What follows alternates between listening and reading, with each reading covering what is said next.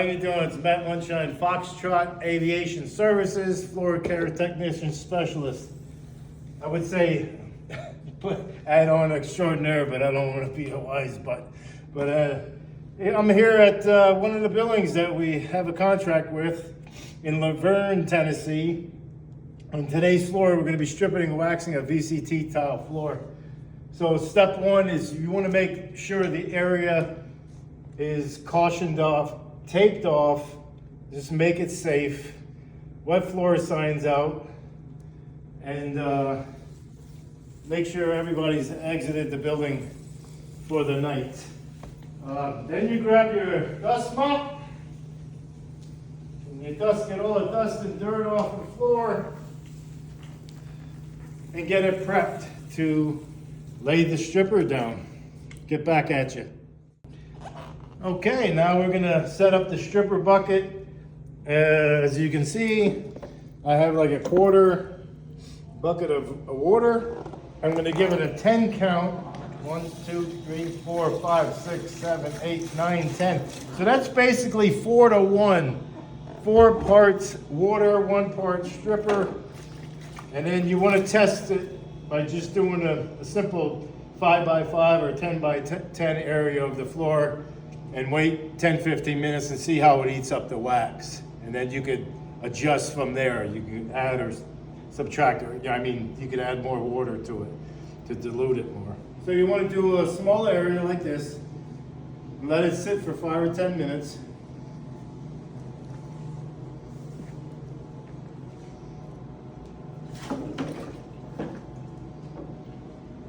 And then using your mop handle, you could scrub it a little bit and see if the stripper takes away enough wax so you can continue with that dilution. So I'm going to run the buffer for a couple minutes and just see the dirt just eat away. Yeah, it seems like the 4 to 1 ratio for this floor is the break room floor is going to work. So I won't have to add or subtract the water and stripper ratio. Seems to be picking up really well.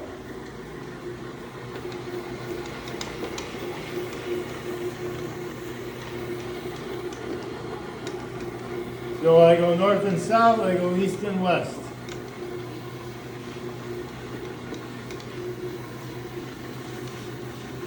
Or vertical or horizon. Absolutely great. And then I'll pick up what I just stripped.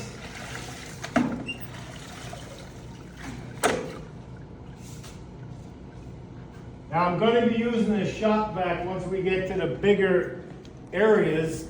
So it'll go so much faster. But there's your cleaner floor.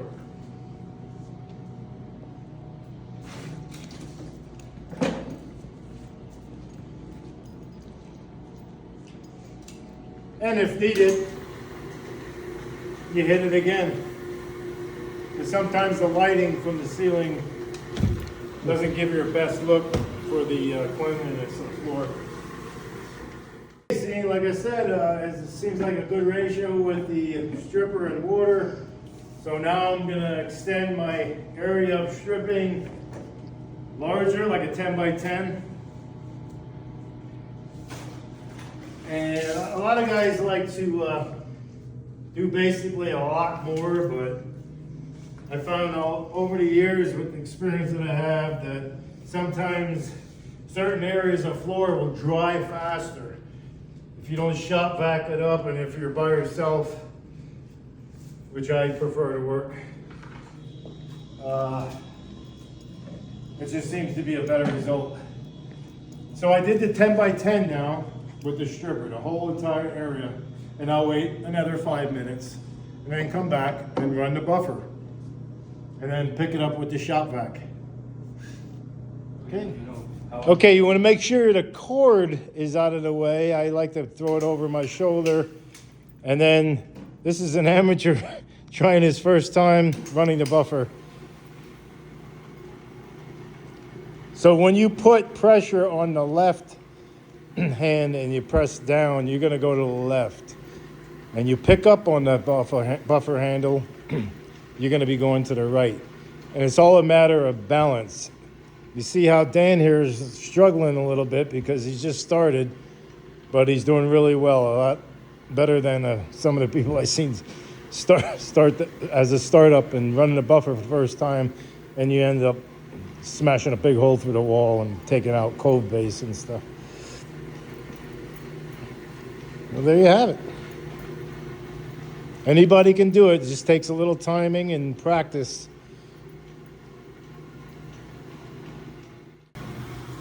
Make sure he's at Mr. No, I ain't Mr. That.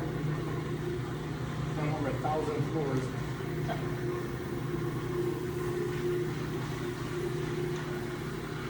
And here's the pro. One-handed, he thinks he's a cool kid. No hand. All right. I added some water just to keep it wet. You want to keep the floor wet. If you let it dry up, just asking for more trouble. You're going to have to add more stripper and do it over again. So keep it wet, although most of the wax is up. So you keep it wet, you hit it again. Sometimes I hit areas 3 or 4 times. Now, when I'm done with this area here, I'm going to shop vac it up. Another little tidbit is to, when you're mopping up the final mop before you set it up to wax, if you feel your pickup mop dragging a little bit, then there's like a little bit of wax left, and you may want to hit it with the buffer. But for this training video, we're gonna forget about that, because once you have 4 or 5 coats of wax on and it shines like glass, that shouldn't show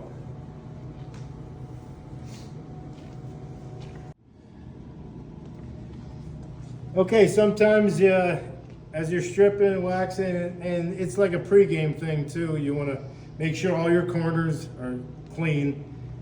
A lot of inspectors and presidents and CEOs, when they come in and inspect the kind of job you did, they're going to look in the corners. And in the Army, they used to put pennies in the corners so they know that when they come by, see if you move that penny and clean there. So I take a 4-inch blade and I clean the corners real good. And then you're good to go. Then you can strip it, buff it, whatever you want to do, and get it clean before you wax. You also find in cafeterias, break rooms, the tables and chairs are going to leave marks if they're not moved. So here's a rust mark, probably from the chairs that they use. And if they're not moved, they will rust up. So you take your blade and just scrape it off. And you just add a little more stripper to strengthen it up. And then run the buffer over it. It'll be perfectly clean. And also, folks, you always want to keep your cord away from your body, away from the buffer. Because if you get it caught underneath there, it's lights out. I mean, the cord can wrap around the buffer, and if you're standing here in this position, the cord will also take your feet. And over the years, I've seen a couple of people do it, and yeah, it's not fun. You will go flying. But in my case, sometimes, you know, from my experience, I kick it with my foot, and it's everybody cut loose, foot loose.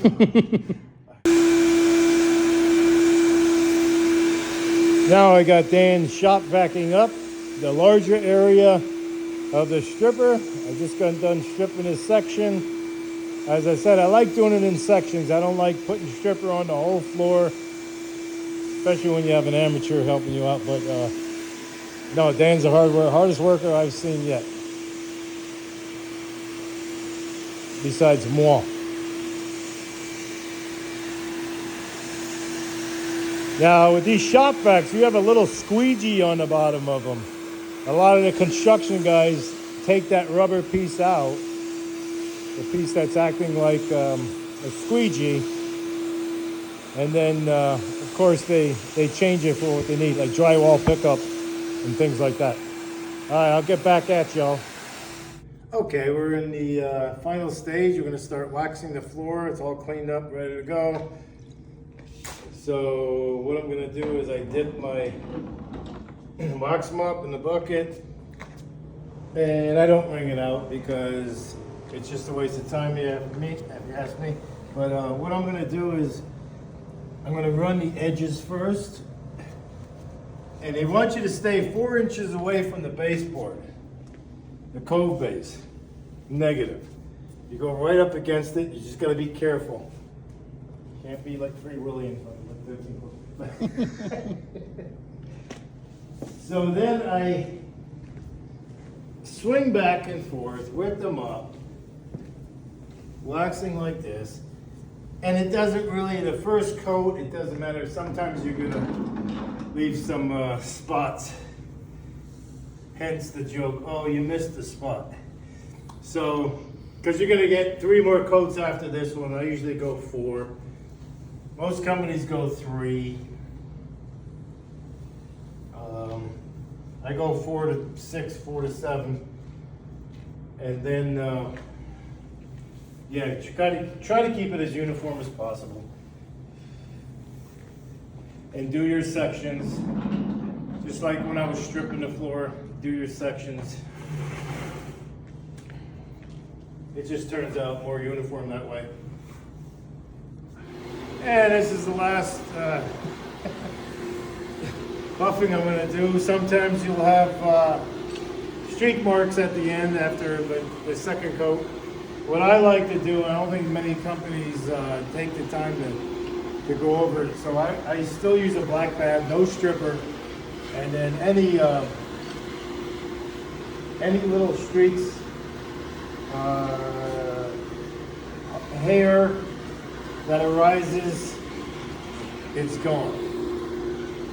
And then you just put 2 more light coats on or wax it. It's just shine like glass.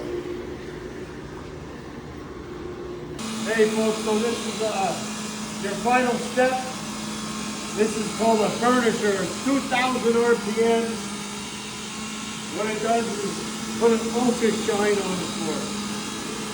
Waxing's fine, but a week or 2 after you strip and wax, you come back and I use a hog's hair pad. It's a white pad. It's used for 2,000 RPM. Buffers are higher, or furnitures are higher, and your floor should shine 10 times after you, 10 times more after you strip and wax.